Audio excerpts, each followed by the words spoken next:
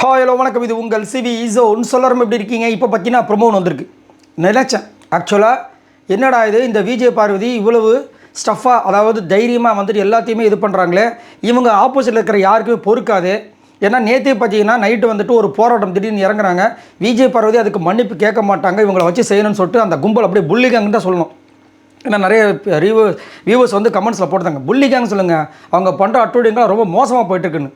அதை வந்துட்டு வியானாக இருந்தாலும் சரி, சபரியாக இருந்தாலும் சரி, கனியாக இருந்தாலும் சரி, எஃப்ஜே எல்லாருமே வந்துட்டு அதை பண்ணிகிட்டே இருந்தாங்க.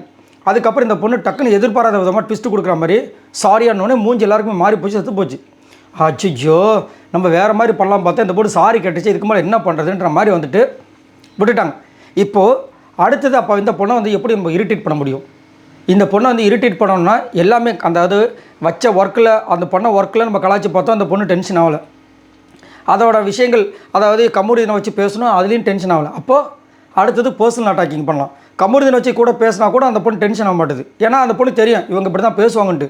இப்போ இருக்கிற இன்னொன்று இது என்னென்னா, அமித் அவர்களும் விஜய் பார்வதி ஒரு நல்ல நட்பாக இருக்காங்க. அந்த நட்பை கொச்சப்படுத்த அந்த பொண்ணுக்கு டென்ஷன் ஆகல. எப்படி பர்சனல் அட்டாக்கிங், அதை கேவலமான ஒரு வார்த்தையை வச்சா யாருக்காக இருந்தாலும் குபீர்னு கோவம் வரும்ல, அந்த விஷயத்தை இங்கே வந்து பண்ணுறாங்க. ரொம்ப ஒஸ்ட்டாக பண்ணிகிட்டு இருக்காங்க. நேற்றே ஒரு லெட்டர் வரும்போது நினச்சேன் இந்த மாதிரி வந்து காமெடியாக பண்ணுறது அடுத்தது வந்து வேறு மாதிரி போகும்னு ஆயிடுச்சு. இப்போது இதை பார்க்குறதுக்கு முன்னாடி மறக்காமல் நம்மளோட சேனலை எல்லாருமே சப்ஸ்கிரைப் பண்ணிக்கோங்க. ஸோ நிறைய பேர் வந்து நல்லா சப்போர்ட் கொடுக்குறீங்க, ஸோ மறக்காமல் சப்ஸ்கிரைப் பண்ணுங்கள். ஸோ இப்போ பார்த்தீங்கன்னா ஒரு லெட்ரு ஒன்று போட்டிருக்காங்க, இது யார் போட்டாங்கன்னு தெரியல. ஆனால் எனக்கு என்ன தோணுதுன்னா, கண்டிப்பாக எஃப்ஜேவுக்காக ஆதரவாக வியானா பண்ணியிருக்கணும் இந்த வேலையை அப்படின்ற மாதிரி தோணுது. ஏன்னா விக்ரம் இந்த மாதிரி கேவலமாக பண்ணக்கூடிய ஆள் கிடையாது, மற்றவங்க வந்து எழுதுகிற மாதிரி தெரியல. இல்லை அரோரா பண்ணியிருக்க வாய்ப்பு இருக்கோ அப்படின்ற மாதிரி தோணுது. ஆனால் மேக்ஸிமம் இந்த பொண்ணு பண்ணுறதுக்கு வாய்ப்புகள் இருக்குது. ஏன்னா இந்த லெட்டரை வந்துட்டு முதல்ல வந்து அந்த லெட்டரை படிக்கிறாங்க, ஷாக் ஆகுறாங்க. அப்போது எல்லோரும் கத்துறாங்க, விஜய் பார்வதி இந்த லெட்டரை எழுதுறவங்க உண்மையிலேயே ரொம்ப கேவலமானவங்க, கேவலமான ஆட்டிடியூட் இருக்கிறவங்க, அந்த புத்தியே வந்து வக்கர புத்தியாக இருக்கிற மாதிரி ஒரு கலாய்க்கிறாங்க. அதுக்கப்புறம் பிரின்சிபல் கிட்ட காமிக்கிறாங்க. பிரின்சிபல் ஒரு மண்ணும் கிடையாது, அவர்கிட்ட காமிக்க அவர் எவ்வளோ குதிச்சிருக்கணும், இந்த மாதிரி பண்ணலாமா அப்படின்னு சொல்லி நேரம் ஸ்ட்ரைக்கை கீக்கு ஏதாவது ஒன்று பண்ணியிருக்கணும், டிஸ்மிஸ் பண்ண அந்த மாதிரி பண்ணியிருக்கணும். எதுவுமே பண்ணல. அவர் என்ன பண்ணுறாரு, காட்டுங்க, அவர் காட்டுங்க, எங்கே காட்டு அந்த மாதிரி. அவங்க அப்போ சொல்கிறாங்க, அந்த லைனை சொல்கிறாங்க என்னென்னா, இந்த லைனை மட்டும் பாருங்கள் சார், குட்டி வாடன் கையை காயப்படுத்தி விட்டு தர்மலிங்கம் சாரை அவர் வசம் அடுப்பாங்கரைக்கு. என்னையா வார்த்தை இது? ஒரு கேமில் இவ்வளவு கேவலமாக பண்ணுவீங்க?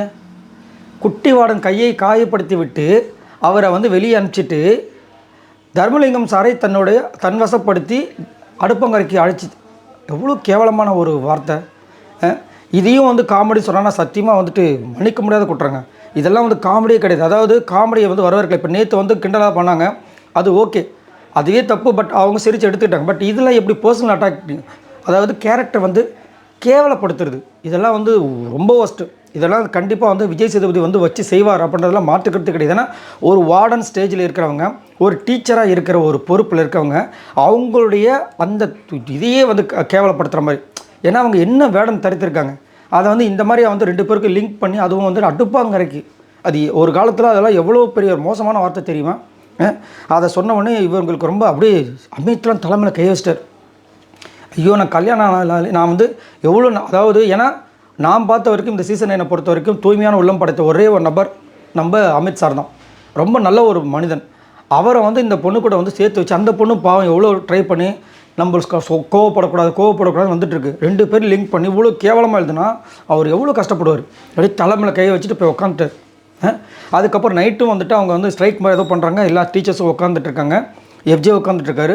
இது வந்து எப்படி செய்யுது, இது வந்து பியூர்லி பர்சனல் அட்டாக்கு, இதை என்னால் ஏற்றுக்கவே முடியாதுன்னு சொல்ல இவருக்கு மனசு கஷ்டமாகுது. ஏங்க திரும்ப அதையே சொல்லாதீங்கன்னு கத்துறாரு அமித். நேற்றே வந்து ஒரு சம்பவம் வந்திருக்கு, முந்தானத்து நம்ம கானாவினத்தை வந்துட்டு அதை ப்ரூவ் பண்ணுறதுக்கு வந்து திரும்ப சொல்லியிருப்பார். ஏங்க நீங்கள் பாருங்கள், கீர்த்தி சுரேஷ் முன்னாடி நான் அந்த மாதிரி பண்ணனா அப்படின்னு அதையே அவர் சொல்லியிருப்பார். ஏங்க நான் உங்ககிட்ட ஒரு வார்த்தை சொன்னேன், திரும்ப சொல்லும்போது அது வேறு மாதிரி ப்ரொஜெக்ட் ஆகுங்கன்னு அது மாதிரி பயப்படுறாரு. இது உண்மையிலேயே வந்து நான் விஜய் பார்வதி கூட வந்து கடலை போடுற மாதிரி சித்தரிச்சிருவாங்களோ அப்படின்னு எவ்வளோ கஷ்டமாக இருக்கும். இது இந்த சீசன் 9 பொறுத்த வரைக்கும் சாதாரணமாக நிறைய பேர் பண்ணுறாங்க.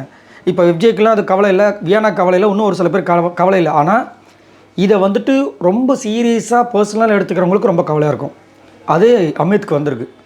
விஜய் பார்வதி அவ்வளோ வருத்தப்பட்டு அதை வந்து சொல்லும்போது, சார் நான் சொல்ல வர பாயிண்ட்டை புரிஞ்சுக்கோங்க சார், இது எவ்வளோ பெரிய அவமானம் நம்மளுக்கு தெரியுமா சார், பர்சனல் அட்டாக் பண்ணியிருக்காங்க, அதுக்காக தான் நான் சொல்கிறேன்னு சொல்லிட்டு கத்துறாங்க. இதோட இந்த ப்ரோமோ முடிக்கிறாங்க.